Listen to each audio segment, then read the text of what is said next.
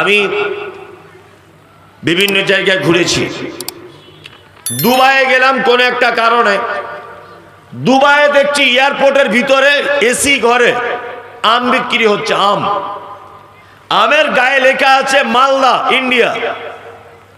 মানে এটা মালদা জেলার, ইন্ডিয়ার মালদা জেলার আম। তার মানে মালদাকে মানুষ চেনে কেন? এখানকার আম ভালো মিঠা, তাই না?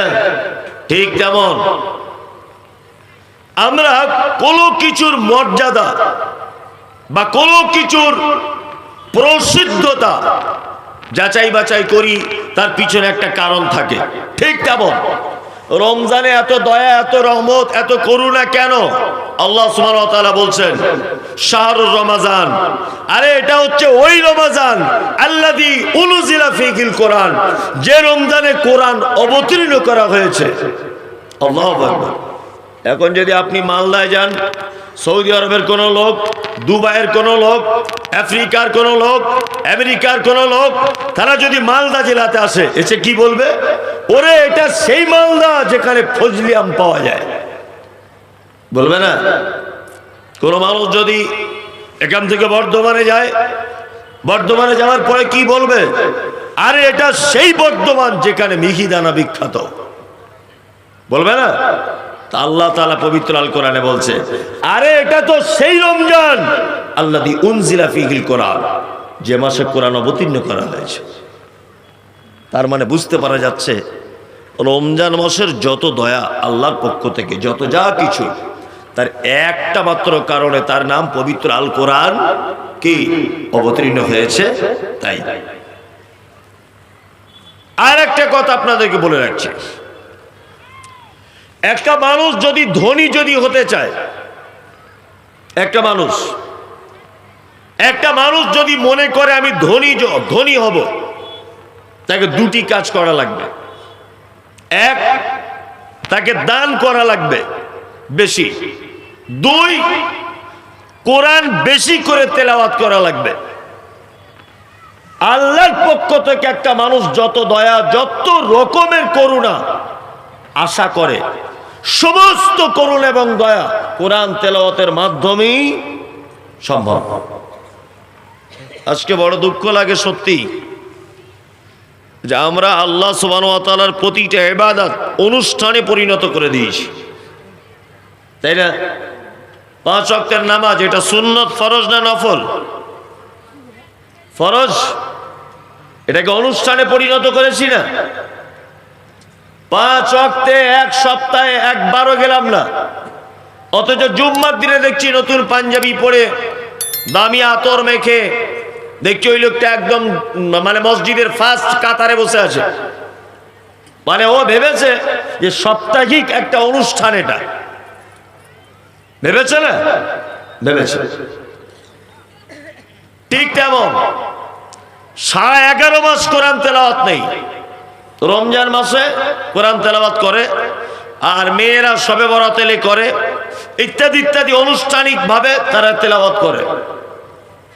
আল্লাহু আকবার। অথচ আল্লাহ সুবহানাহু ওয়া তাআলা বলছেন ও যিকরা লিল মুমিনিন, জিকির শব্দের অর্থ হচ্ছে স্মরণ। জিকির শব্দের অর্থ কি? স্মরণ। এটা মুমিনদের অন্তরে আল্লাহর স্মরণ এনে দেয় কোরআন তেলাওয়াত মাধ্যমে। আল্লাহ সুবহানাহু ওয়া তাআলা তারপরে বলছেন ইত্তাবিউ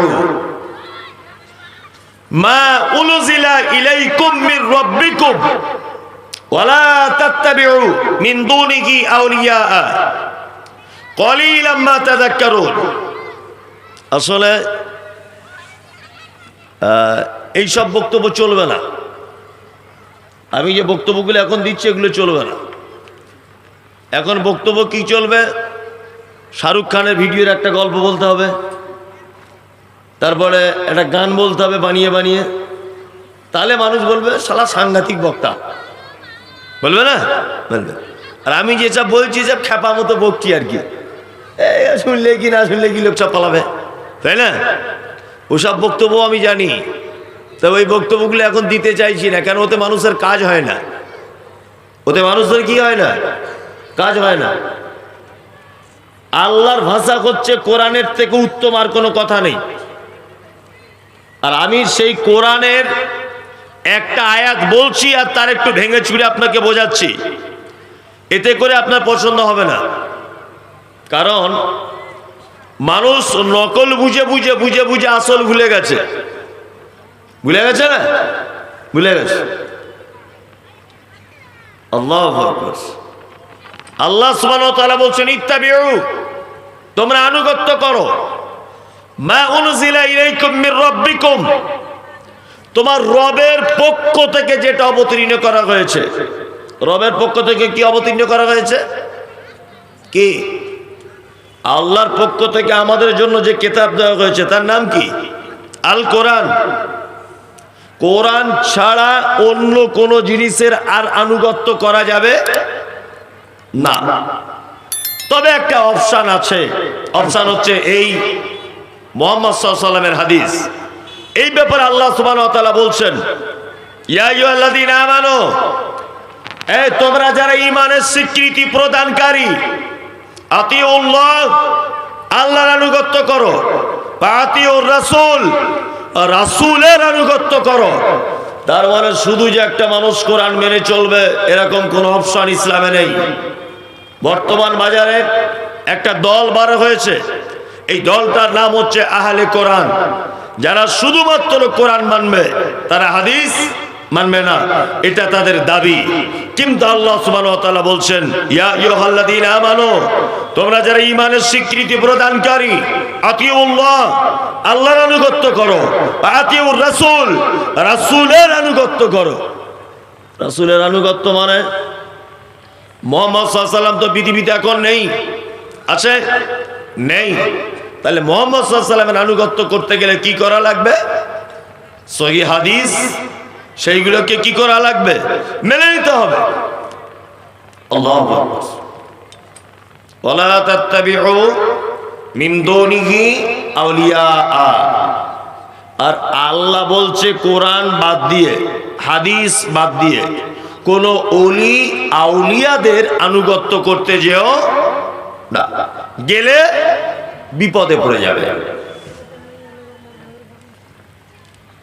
অলি শব্দের অনেক ব্যাখ্যা, তার ভিতরে একটা ব্যাখ্যা হচ্ছে অভিভাবক। অলি মানে কি? অভিভাবক। অভিভাবক কাকে বলে? দেখবেন আমার বাচ্চার স্কুলের ব্যাগ ছিঁড়ে গেছে, আমার ছেলের ওই ব্যাগটা চাইবে কার কাছে? আমার কাছে। আমার মেয়ের জুতো ছিঁড়ে গেছে, জুতোটা চাইবে কার কাছে? আমার কাছে। আমার বাড়িতে চাউল নেই রান্না করার, আমার স্ত্রী চাইবে কার কাছে? আমার কাছে। আমার বাড়িতে ইলেকট্রিক বিল এসেছে, দিতে হবে কাকে?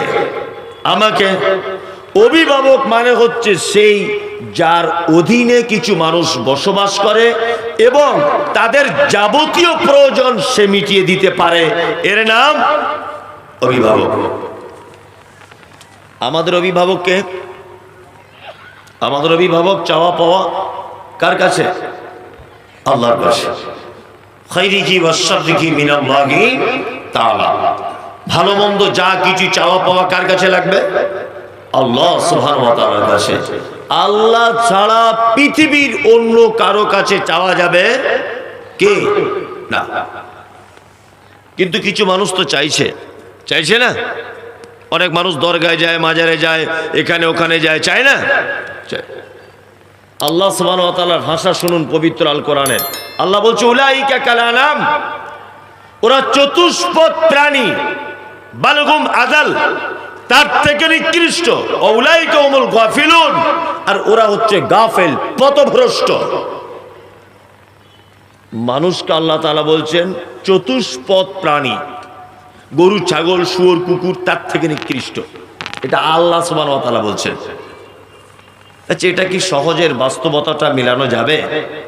মানুষ চতুষ্পদ প্রাণীর থেকে নিকৃষ্ট, এর বাস্তব রূপটা কোনোদিন তুলে ধরা যাবে? যাবে না। এই মমতাজুল ইসলাম পাকুর প্ল্যাটফর্মে দাঁড়িয়ে আছে, এই জায়গাটায়, আর আরেকজন দাঁড়িয়ে আছে ওই জায়গাটায়। প্ল্যাটফর্মে দেখবেন অনেক ক্ষুধার্ত কুকুর থাকে, তারা দেখবেন কেউ রুটি কলা কিছু খেলে তার কাছে গিয়ে দাঁড়িয়ে থাকে, থাকে না? থাকে। তো আমি মমতাজুল খালি পকেটে খালি হাতে দাঁড়িয়ে আছি, আর প্ল্যাটফর্মের ওই দিকটা যে লোকটা দাঁড়িয়ে আছে তার হাতে আছে এক কাপ চা এবং একটা বিস্কুট। আচ্ছা বলুন তো, একটা ক্ষুধার্ত কুকুর দৌড়াতে দৌড়াতে ছুটতে ছুটতে বা ঘুরতে ফিরতে আমার কাছে গিয়ে দাঁড়াবে, না যে লোকটা চা এবং বিস্কুট হাতে আছে তার কাছে গিয়ে দাঁড়াবে? কোনটা?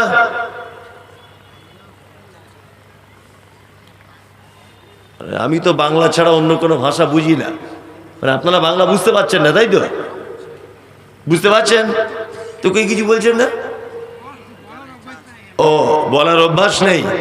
আচ্ছা আচ্ছা আচ্ছা, শোনার অভ্যাস। মা খুব ভালো গুণ। তারপরে একটা কুকুর গিয়ে দাঁড়াবে যার কাছে খাদ্য আছে তার কাছে।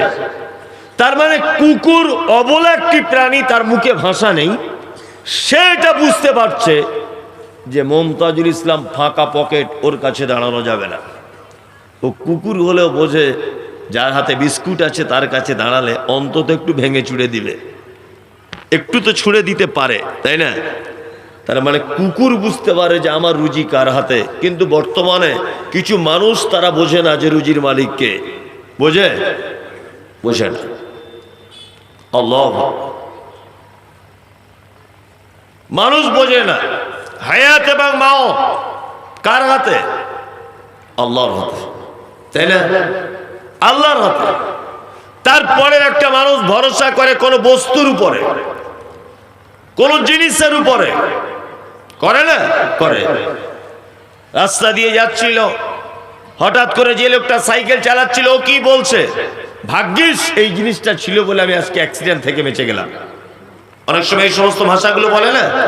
বলে। কিন্তু ঘটনা কি অরিজিনাল? তাই তাই নয়। ঘটনা কি? আল্লাহ আমাকে বাঁচিয়েছে। আপনি বাসে করে যাচ্ছেন, খুব দ্রুত গতিতে বাসটা চলছে, সামনে কিছু একটা চলে এলো, ড্রাইভার খুব জোরে ব্রেক করলো, আপনি বলছেন গৌরীব বাবা পাকা ড্রাইভার, এই কারণে আমরা সবাই বেঁচে গেলাম, তাছাড়া সব অ্যাক্সিডেন্টে মারা যেতাম। এটা আমরা বলি কি বলি না? বলি। কিন্তু ঘটনা কি তাই? তাই না। বাঁচিয়েছেন কে?